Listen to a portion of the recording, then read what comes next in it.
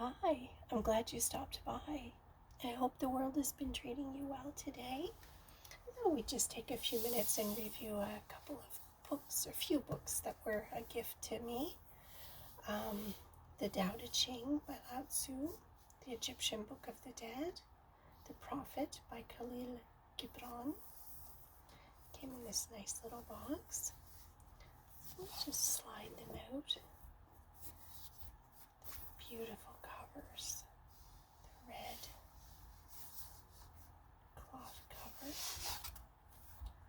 the black cloth cover, the Egyptian Book of the Dead,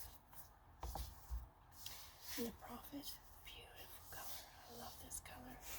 So let's look at this one first, the Prophet.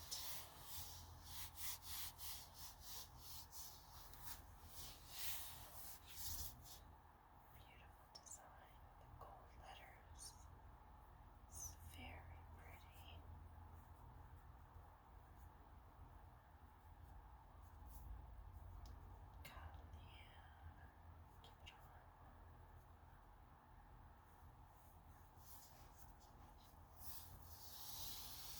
Beautiful gold inside.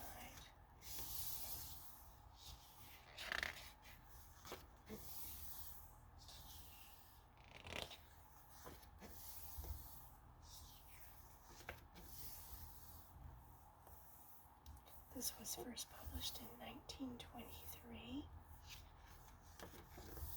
Some beautiful artwork in there. People of Orphalese, of what can I speak, save of that which is even now moving within your souls?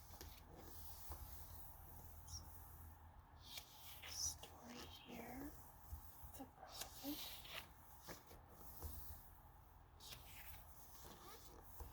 And on love. Love gives not but itself and takes not but from itself. Love possesses not, nor would it be possessed, for love is sufficient unto love. And there's a story there. On marriage, sing and dance together and be joyous, but let each one of you be alone, even as the strings of a lute are alone, though they quiver with the same music. And another day we'll read more of this. We'll just kind of look through these 3 books quickly today. On children, you may give them your love, but not your thoughts, for they have their own thoughts. You may house their bodies, but not their souls, for their souls dwell in the house of tomorrow, which you cannot visit, not even in your dreams.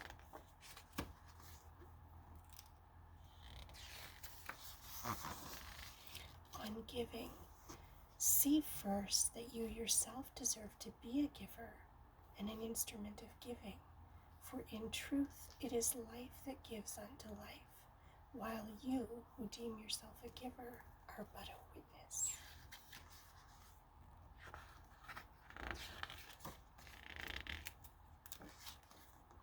On eating and drinking, and in the autumn, when you gather the grapes of your vineyards for the winepress, say in your heart, I too am a vineyard, and my fruit shall be gathered for the winepress, and like new wine I shall be kept in eternal vessels.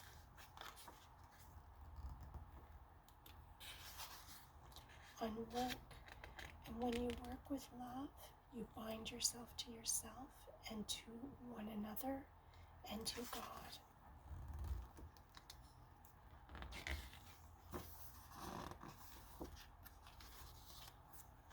On joy and sorrow, verily you are suspended like scales between your sorrow and your joy. Only when you are empty are you at a standstill and balanced. On houses, in your houses, have you only comfort and the lust for comfort, that stealthy thing that enters the house, a guest, and then becomes a host, and then a master?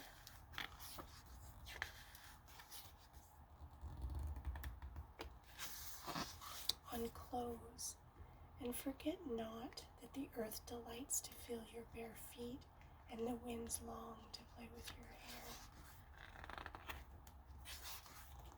On buying and selling, it is in exchanging the gifts of the earth that you shall find abundance and be satisfied. Yet unless the exchange be in love and kindly justice, it will but lead some to greed and others to hunger.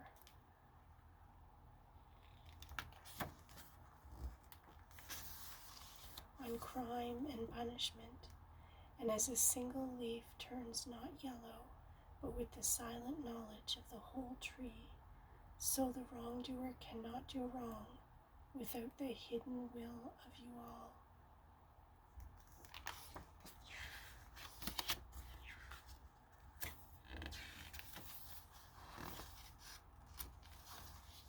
On laws, people of Orphalese, you can muffle the drum and you can loosen the strings of the lyre, but who shall command the skylark not to sing?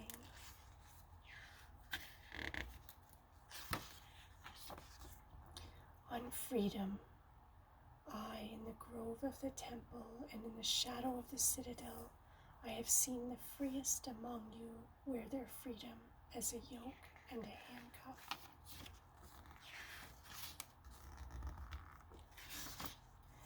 On reason and passion, your reason and your passion are the rudder and the sails of your seafaring soul.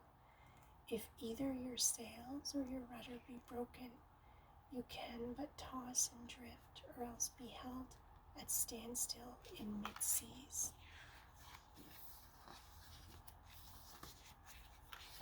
On pain, much of your pain is self-chosen. It is the bitter potion by which the physician within you heals your sick self.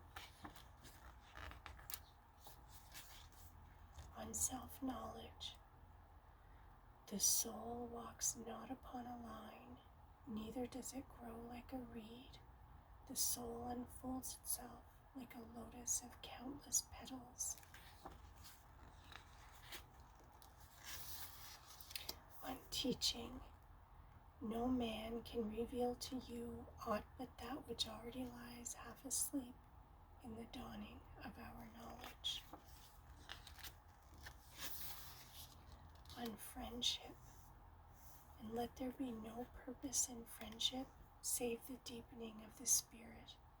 For love that seeks aught but the disclosure of its own mystery is not love, but a net cast forth, and only the unprofitable is caught. On talking, and there are those who have the truth within them, but they tell it not in words. In the bosom of such as these, the spirit dwells in rhythmic silence.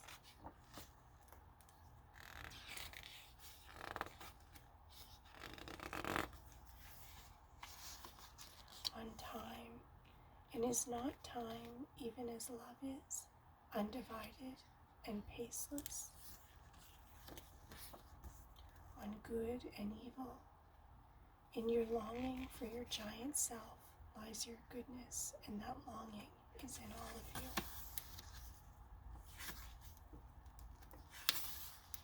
On prayer, God listens not to your words, save when he himself utters them through your lips. On pleasure, but tell me, who is he that can offend the spirit? Shall the nightingale offend the stillness of the night, or the firefly the stars?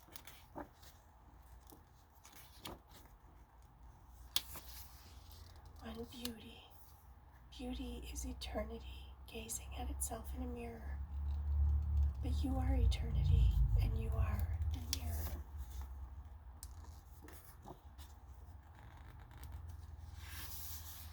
On religion, your daily life is your temple, and your religion, whenever you enter into it, take with you your all.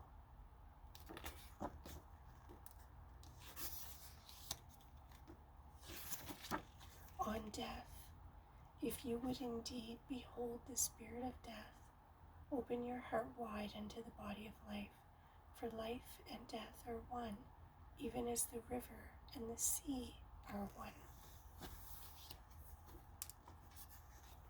The farewell. If aught I have said is truth, that truth shall reveal itself in a clearer voice and in words more kin to your thoughts.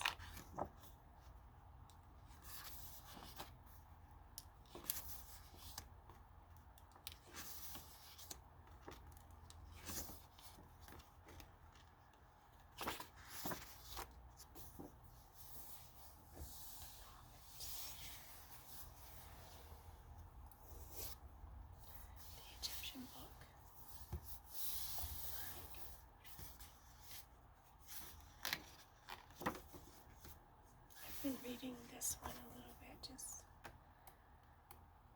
there's a lot in there to digest. It just talks about the civilian of ancient Egypt. Just talks a lot about Egypt, and it's interesting. I won't read much in this one. It's a beautiful book too. It has beautiful imagery also.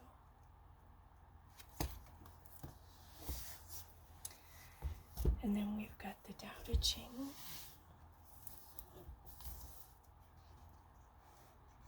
which, if you're not familiar, it's, I believe there's 80, is it 80?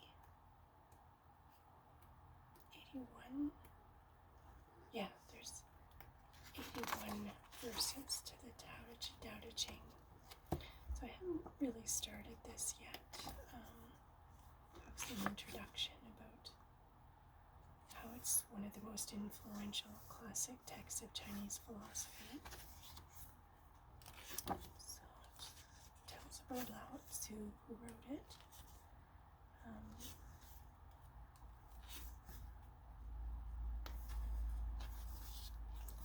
then it gets into the verses, the first one, all the way down to 81.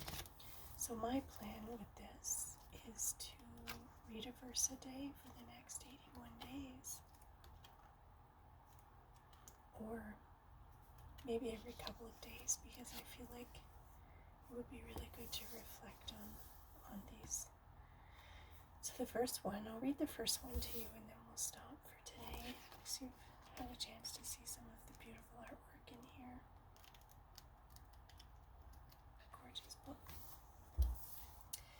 The Tao that can be described is not the eternal Tao. The name that can be spoken is not the eternal name. The nameless is the boundary of heaven and earth. The named is the mother of creation. Freed from desire, you can see the hidden mystery. By having desire, you can only see what is visibly real. Yet mystery and reality emerge from the same source. This source is called darkness. Darkness born from darkness, the beginning of all understanding. So that's the first one. So I hope you enjoyed that. Something a little different to do.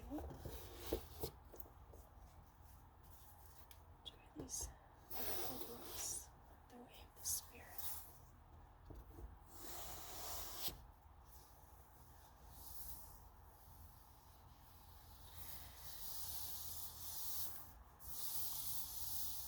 So I guess we'll end the video now, and I hope you have a good rest of your day or evening or weekend, whenever you're watching this. And as always, I want you to remember, you're right where you're meant to be. You are okay. You are loved. See you again soon, I hope. Bye-bye for now.